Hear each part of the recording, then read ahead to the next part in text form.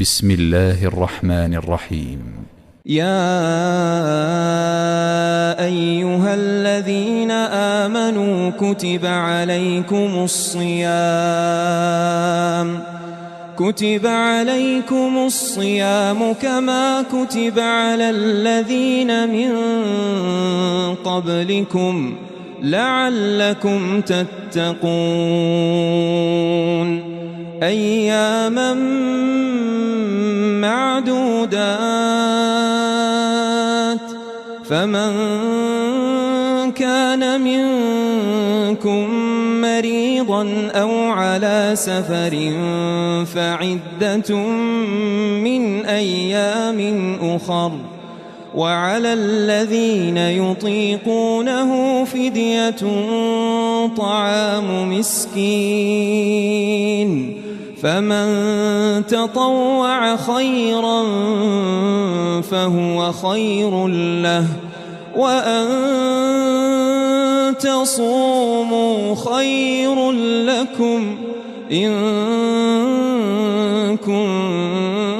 كنتم تعلمون شهر رمضان الذي أنزل فيه القرآن هدى للناس وبينات من الهدى والفرقان فمن شهد منكم الشهر فليصمه ومن كان مريضا أو على سفر فعدة من أيام أخر يريد الله بكم اليسر ولا يريد بكم العسر ولتكملوا العدة ولتكبروا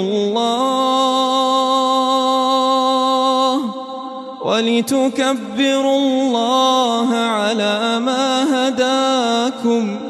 ولعلكم تشكرون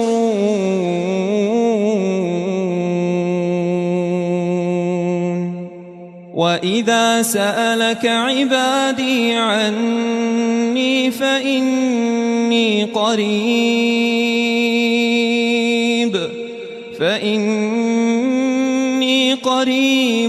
أجيب دعوة الداع إذا دعان فليستجيبوا لي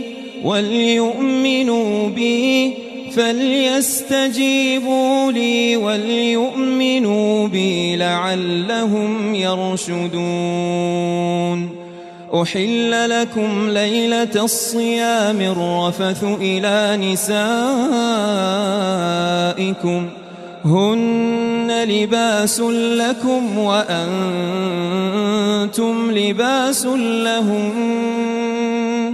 علم الله أنكم كنتم تختانون أنفسكم فتاب عليكم وعفى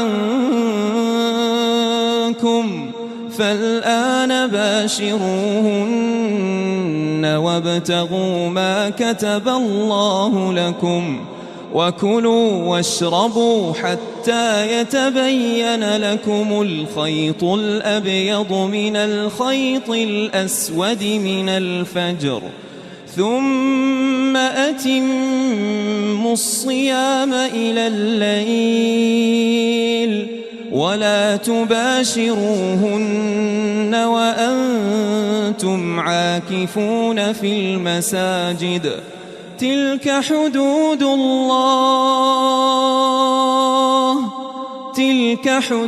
الله فلا تقربوها